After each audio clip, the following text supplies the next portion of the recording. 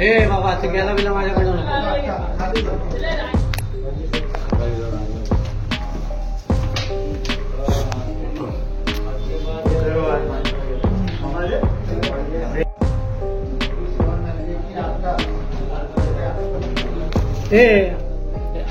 संतोष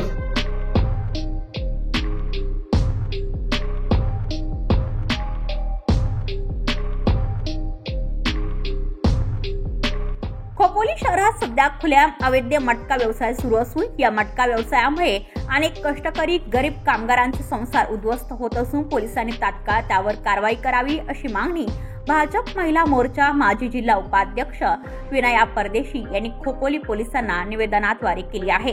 खोपोली शहरात दिवसाढवळ्या अत्यंत गजबजलेल्या ठिकाणी अवैध गतिविधी राजरोसपणे सुरू आहे। शहराच्या गजबजलेल्या ठिकाणी म्हणजेच खोपोली रेल्वे स्टेशन समोरील अरिहंत टॉवर इमारतीच्या मागे समजाईवाडी व अरुणा पार परिसर जवळ शेळफाटा भाजी मार्केट यावर अनेक ठिकाणी अवैध मटका केंद्र सुरू आहेत।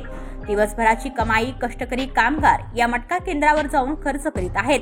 यामुळे गरीब कामगारांचे संसार उद्ध्वस्त होण्याची वेळ आली आहे।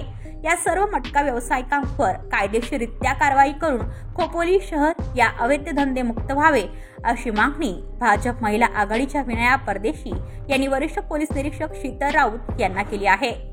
ब्युरो रिपोर्ट खोपोली पनवेल वार्ता न्यूज। आपल्या परिसरातील बातम्या आमच्यापर्यंत पोहोचवण्यासाठी स्क्रीनवर दिलेल्या क्रमांकावर संपर्क साधू शकता। दूरध्वनी क्रमांक 8652414343।